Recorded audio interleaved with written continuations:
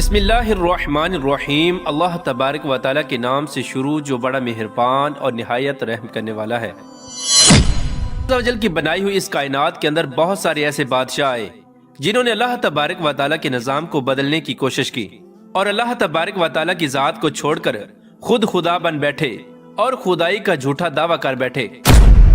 خدائی کا جھوٹا دعویٰ کرنے والے بادشاہوں میں سے ایک بادشاہ ایسا بھی تھا کہ جس کو اللہ تبارک و تعالیٰ نے پوری روئے زمین کی بادشاہت عطا فرمائی تھی۔ اس کے باوجود اس بادشاہ نے نہ صرف خدائی کا جھوٹا دعویٰ کیا بلکہ یہ اس قدر سرکش اور نافرمان ہو گیا کہ اللہ تبارک و تعالیٰ کی ذات کو جنگ کے لیے للکارنے لگا اور معاذ اللہ تبارک و تعالیٰ کو جنگ کرنے کے لیے کہنے لگا۔ پیارے دوستو، آج کی اس ویڈیو میں ہم آپ کو بتائیں گے کہ اللہ تبارک و تعالیٰ کو جنگ کے لیے للکارنے والا بدبخت بادشاہ نمرود کون تھا، اور جب اس بدبخت بادشاہ نے اللہ تبارک و تعالیٰ کو جنگ کے لیے للکارا تو پھر اللہ تبارک و تعالیٰ نے کون سی حقیر مخلوق کے ذریعے اس کے ساتھ جنگ کی اور اس بدبخت بادشاہ کو ہلاک کر دیا اور پوری دنیا کے لیے عبرت کا نشان بنا دیا۔ پیارے دوستو، قرآن پاک کے اس عبرت ناک اور ایمان افروز واقعے کو سننے کے لیے آپ سے ہماری یہ گزارش ہے کہ ہماری اس ویڈیو کو اینڈ تک ضرور دیکھیے گا۔ پیارے دوستو، اس دنیا کی تاریخ میں 4 بادشاہ ایسے گزرے ہیں کہ جن کو اللہ تبارک و تعالیٰ نے پوری روئے زمین کی حکومت عطا فرمائی تھی۔ ان میں سے 2 بادشاہ مسلمان تھے اور 2 کافر۔ مسلمان بادشاہوں میں سے ایک کا نام حضرت ذوالقرنین علیہ السلام ہے اور دوسرے کا نام حضرت سلیمان علیہ السلام ہے کہ جن کو اللہ تبارک و تعالیٰ نے منصب نبوت پر فائز فرمایا تھا۔ اور کافر بادشاہوں میں سے ایک کا نام نمرود اور دوسرے کا نام بخت نصر تھا۔ پیارے دوستو، خدائی کا جھوٹا دعویٰ کرنے والا بادشاہ نمرود شہر بابل کا حاکم تھا۔ اس بادشاہ کا نام نمرود بن کنعان بن قوس بن سام بن نو تھا۔ پیارے دوستو، روایات میں آتا ہے کہ اللہ تبارک و تعالیٰ نے نمرود کو پوری روئے زمین پر حکومت عطا فرمائی تھی اور اس بادشاہ نے پوری روئے زمین پر 400 سال تک حکومت کی۔ یہ ایک جابر اور ظالم بادشاہ تھا اور اس کے دور کے اندر بت پرستی عام تھی۔ لوگ اللہ تبارک و تعالیٰ کی وحدانیت کو چھوڑ کر بتوں کی پوجا کیا کرتے اور نمرود کو اپنا خدا مانتے اور اس کی عبادت کیا کرتے۔ اس نمرودی دور کے اندر بت پرستی اس قدر عام تھی کہ تمام نمرودیوں نے اپنے خداؤں کے طور پر بہت سارے بت بنائے ہوئے تھے جن کی وہ لوگ پوجا کیا کرتے تھے۔ اس کے ساتھ ساتھ نمرود خود کو بھی خدا کہلواتا اور لوگوں کو اپنی پوجا کرنے کا حکم دیتا۔ اس قوم کی ہدایت کے لیے اللہ تبارک و تعالیٰ نے اپنے پیارے پیغمبر حضرت ابراہیم علیہ السلام کو مبعوث فرمایا۔ کفر و شرک اور بت پرستی کے اس دور کے اندر حضرت ابراہیم علیہ السلام وہ واحد شخص تھے جو اللہ تبارک و تعالیٰ کی وحدانیت پر ایمان رکھتے تھے اور بتوں کی بجائے اللہ تبارک و تعالیٰ کی عبادت کیا کرتے تھے۔ حضرت ابراہیم علیہ السلام نے جب اس قوم کو اللہ تبارک و تعالیٰ کی ذات کو چھوڑ کر بتوں کی پوجا کرتے ہوئے دیکھا تو حضرت ابراہیم علیہ السلام نے اس قوم کو ہدایت کی طرف بلایا اور بتوں کی پوجا کرنے کی بجائے اللہ تبارک و تعالیٰ کی عبادت کرنے کا حکم دیا۔ حضرت ابراہیم علیہ السلام نے اپنی قوم سے فرمایا کہ اللہ تبارک و تعالیٰ کی ذات ایک ہے اور ہمیں اسی کی عبادت کرنی چاہیے، لیکن یہ نمرودی قوم اپنے کفر و شرک سے باز نہ آئی اور اسی طرح بتوں کی پوجا کرتی رہی۔ ایک دن حضرت ابراہیم علیہ السلام نے اس قوم کے جھوٹے خداؤں کو اس قوم کے سامنے جھوٹا ثابت کرنے کا ارادہ کیا اور حضرت ابراہیم علیہ السلام اس مقام پر تشریف لے گئے جہاں ان کے وہ تمام بت پڑے ہوئے تھے کہ جن کی یہ لوگ پوجا کیا کرتے تھے۔ حضرت ابراہیم علیہ السلام جب اس قوم کے بت خانے میں پہنچے تو وہاں ان کے تمام بڑے بت پڑے ہوئے تھے۔ حضرت ابراہیم علیہ السلام نے ان کے تمام بتوں کو توڑ دیا اور تمام بتوں کو توڑنے کا الزام ان کے بڑے بت پر لگا دیا۔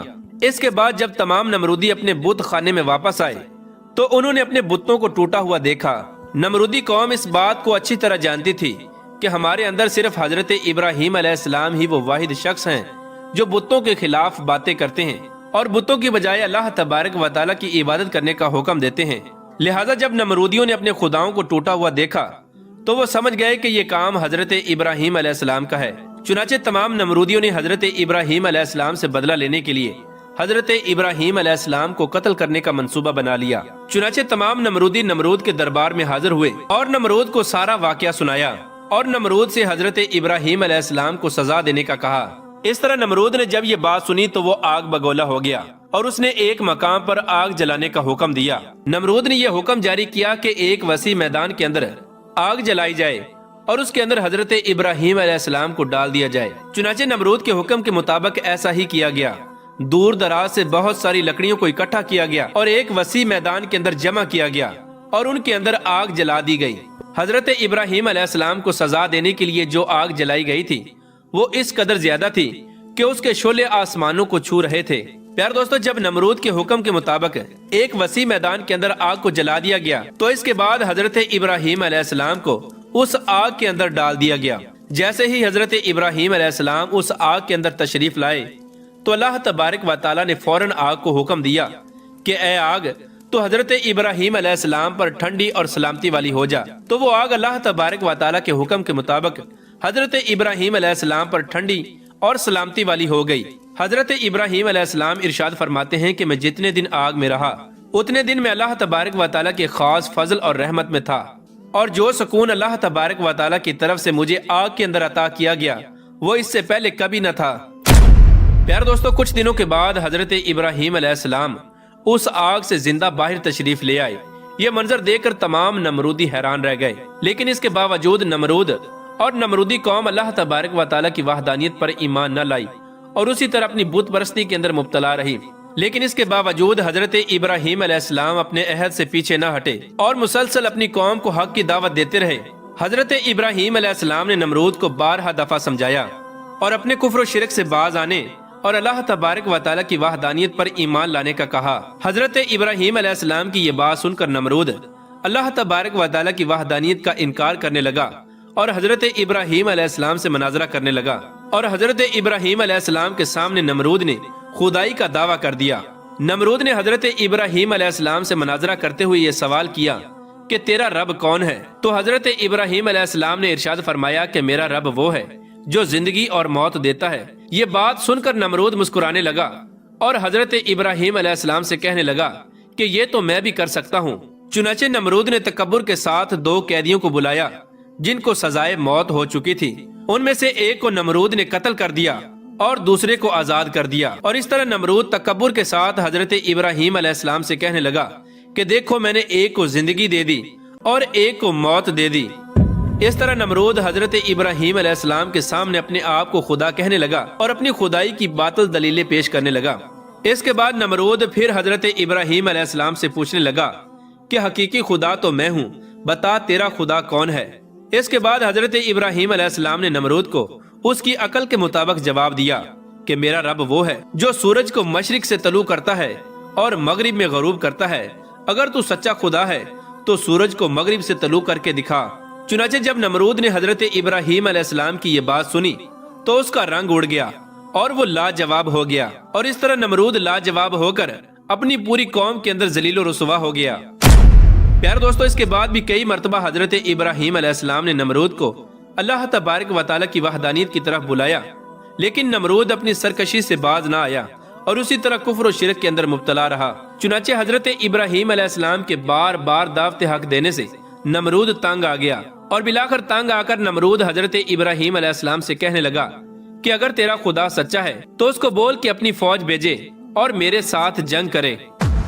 چنانچہ جیسے ہی نمرود نے حضرت ابراہیم علیہ السلام کے سامنے یہ بکواس کی تو فوراً حضرت جبرائیل علیہ السلام حضرت ابراہیم علیہ السلام کی بارگاہ میں حاضر ہوئے اور حضرت ابراہیم علیہ السلام سے کہنے لگے کہ اللہ تبارک و تعالیٰ کا لشکر جنگ کے لیے تیار ہے۔ حضرت جبرائیل علیہ السلام کی یہ بات سن کر حضرت ابراہیم علیہ السلام نمرود سے یہ کہنے لگے کہ اللہ تبارک و تعالیٰ کا لشکر جنگ کے لیے تیار ہے۔ چنانچہ حضرت ابراہیم علیہ السلام کی یہ بات سن کر نمرود حضرت ابراہیم علیہ السلام سے کہنے لگا کہ مجھے 3 دن کی مہلت دی جائے تاکہ میں اپنی جنگ کی تیاری کر سکوں۔ چنانچہ نمرود کو 3 دن کی مہلت دے دی گئی۔ پیارے دوستو، چونکہ نمرود کی حکومت پوری دنیا پر تھی، ان 3 دنوں کے دوران نمرود نے پوری دنیا کے بڑے بڑے جنگجوؤں کو اکٹھا کیا اور بہت سارے ہتھیاروں کو جنگ کے لیے تیار کیا۔ اس طرح جب نمرود نے 3 دن کے اندر اندر اپنی تمام تیاری مکمل کر لی، اس کے بعد نمرود حضرت ابراہیم علیہ السلام کو تکبر کے ساتھ للکار کر کہنے لگا کہ ہماری فوج جنگ کے لیے تیار ہے، اپنے رب سے کہو کہ اپنی فوج کو بھیجے اور ہمارے ساتھ جنگ کرے۔ نمرود کی یہ بات سن کر حضرت ابراہیم علیہ السلام نے اللہ تبارک و تعالیٰ کی بارگاہ میں دعا کی تو اللہ تبارک و تعالیٰ نے مچھروں کی ایک فوج کو بھیجا۔ ان مچھروں کی تعداد اس قدر زیادہ تھی کہ وہ مچھر پورے آسمان پر پھیل گئے۔ اللہ تبارک و تعالیٰ نے ان مچھروں کو نمرودی فوج پر مسلط کر دیا۔ یہ مچھر اللہ تبارک و تعالیٰ کے حکم سے دیکھتے ہی دیکھتے نمرودی فوج کا گوشت کھا گئے اور ان کا خون پی گئے۔ اس وقت تمام نمرودی فوج کی ہڈیاں ہی ہڈیاں باقی رہ گئیں۔ چنانچہ اس دردناک منظر کو دیکھ کر نمرود اپنے محل کی طرف دوڑا اور اپنی بیوی کے کمرے کے اندر چھپ گیا۔ اسی دوران اللہ تبارک و تعالیٰ کے حکم سے ایک لنگڑا مچھر نمرود کے گھر میں داخل ہوا۔ نمرود نے جب اس مچھر کو دیکھا تو اپنی بیوی سے کہنے لگا کہ یہ ہے وہ مخلوق کہ جس نے ہماری فوج کو ہلاک کر دیا ہے۔ چنانچہ اسی گفتگو کے دوران وہ لنگڑا مچھر اللہ تبارک و تعالیٰ کے حکم سے نمرود کی ناک میں داخل ہو گیا اور وہ لنگڑا مچھر نمرود کے دماغ کو چاٹنے لگا۔ جب وہ مچھر نمرود کے دماغ کو چاٹتا تو اس سے نمرود کو اس قدر تکلیف ہوتی کہ نمرود اپنے سر کو دیواروں پر مارنے لگ جاتا۔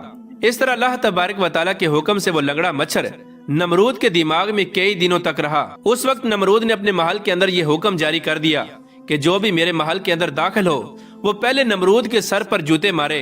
اس طرح جوتے مارنے کے بعد نمرود کو کچھ دیر کے لیے آرام محسوس ہوتا، لیکن کچھ دیر بعد پھر درد محسوس ہونا شروع ہو جاتا۔ اس طرح اللہ تبارک و تعالیٰ نے نمرود کو ایک حقیر اور لنگڑے مچھر کے ذریعے سزا دی۔ نمرود اپنے سر کو سلاخوں کے ساتھ پیٹتا رہتا یہاں تک کہ اللہ تبارک و تعالیٰ نے اس کو دردناک موت عطا فرمائی اور یہ اپنے سر کو دیواروں پر مارتا مارتا ہلاک ہو گیا۔ وہ نمرود جو پوری دنیا پر حکومت کرنے والا بادشاہ تھا، اور وہ نمرود جو اللہ تبارک و تعالیٰ کو تکبر کے ساتھ جنگ کے لیے للکار رہا تھا، اس نمرود کو اللہ تبارک و تعالیٰ نے ایک حقیر اور لنگڑے مچھر کے ہاتھوں ہلاک کروایا اور پوری دنیا کے لیے عبرت کا نشان بنا کے رکھ دیا۔ بے شک اللہ تبارک و تعالیٰ ہر چیز پر قادر ہے۔